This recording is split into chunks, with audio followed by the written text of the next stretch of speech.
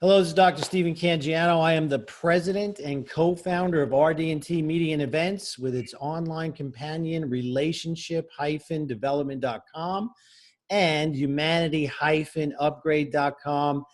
It is such a pleasure. I've studied this gentleman's work extensively. I highly recommend his classes, etc. Let me give you a brief introduction. This is Dr. Rick Hanson. Rick Hanson, PhD, is a neuropsychologist, senior fellow at the Greater Good Science Center at UC Berkeley, New York Times best-selling author. His books are available in 28 languages and include Resilient, Hardwiring Happiness, Buddha's Brain, Just One Thing, Mother Nature, Summa Cum Laude from UCLA, on and on. He's been featured at Harvard, Oxford. He has 135,000 people on his monthly subscribers. His Buddha's Brain Facebook, 650,000 followers. Rick, we could take the whole interview giving your, so let's just get started. Did I miss anything? Anything else you'd want to add in there? Husband and father. Oh, there we go. Very good. Father of two boys. A boy and a girl, now adults. Oh, nice. Very nice. Son and daughter, and married now 36 plus years. Kind of wild. Good for you. You know, I want to add something into your introduction. You really epitomize this combination of competence and character. You're very giving with your time, your information. I've actually taken your class. I can highly recommend it. We'll talk more about that later. But I'm going to just give you a little bit of background for a second, because one of the things that you talk about in a lot of your content is this idea of activation versus installation. Oh, yeah. And I was in a business where we would bring people on a quarterly basis to events, and we were great at activating these emotions. We were really good. And then after about 3 or 4 events, not only did they not get the results they want, but they seem to lose credibility in themselves because they miss the installation piece. And that's kind of led me to being in RD&T and actually with you here today. Sorry for the long intro there. Can you talk about the activation versus installation? Because this, when you said that, it put it together for me. It put all the pieces together for me. I'm really glad you brought that up, because when I look at the challenges in the world and in physical health areas as well, plus psychologically for people, to deal with these challenges, we need strengths of various kinds, like mindfulness, caring, happiness, skills. We need to grow the good inside ourselves. And your question is exactly right. How do you help learning land?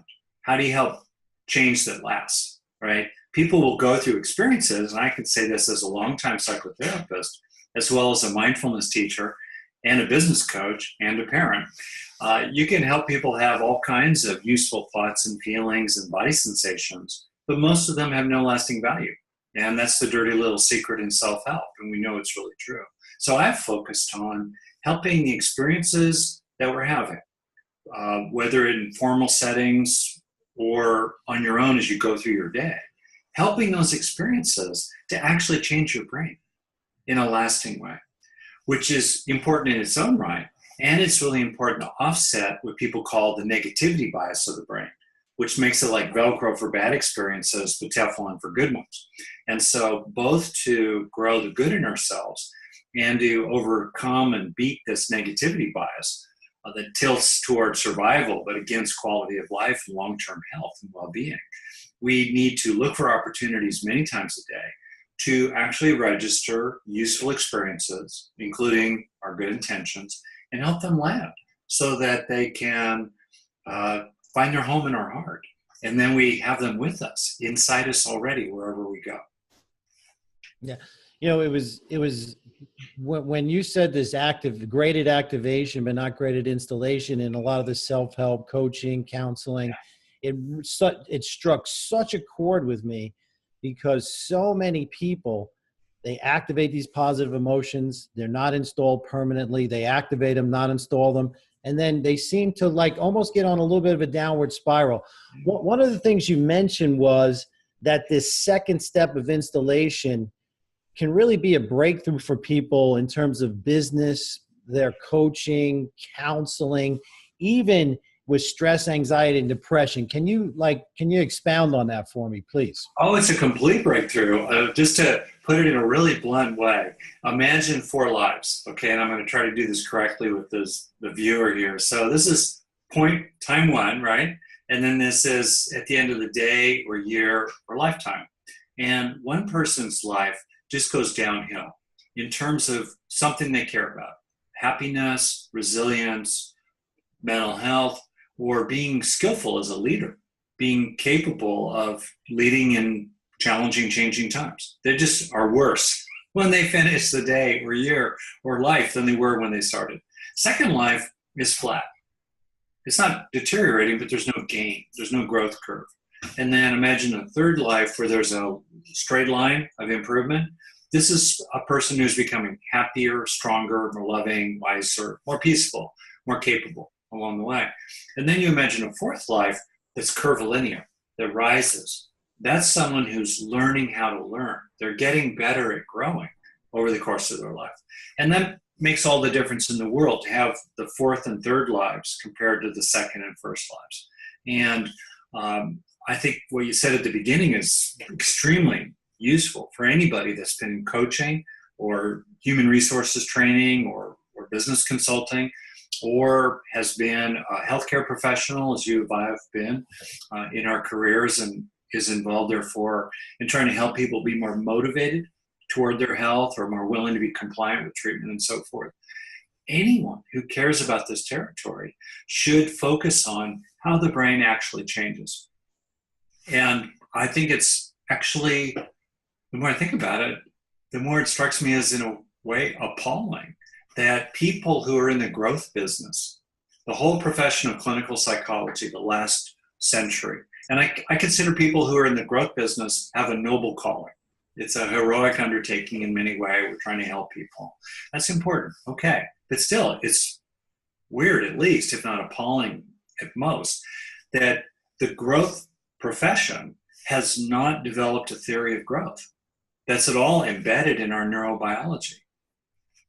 And without that clarity about the actual how of growing, of changing for the better, we then are not very effective when we try to help people grow.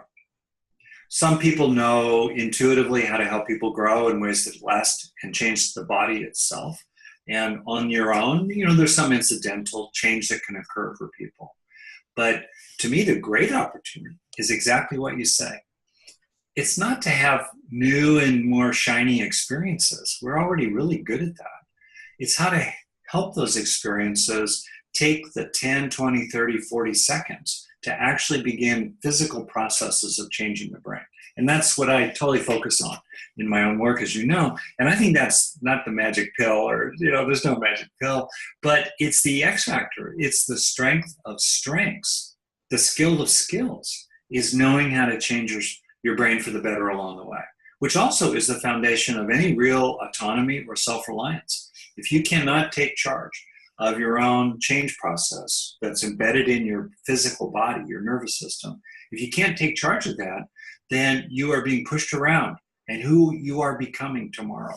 Your mood, your attitude, your outlook, your sense of self, your sense of worth, how happy or depressed you are, how strong or weak you are. Who you are becoming tomorrow is out of your control. And that's a terrible thing. So to me, what you and I are talking about here is fantastic. It changes your whole day. It changes your life when you know that every day is an opportunity to help more of the authentic good in your life to actually stick to you and increasingly be you as you live your way into the future. This is Dr. Stephen Cangiano thanking you for joining me in this discussion with Rick Hanson on activation versus installation. This is one of the most critical distinctions in the life enhancement, personal development industry. Next, we're going to discuss neuroplasticity. This is considered by many to be one of the most important discoveries in scientific history. You can actually change the structure of your brain by the way you think. See you soon.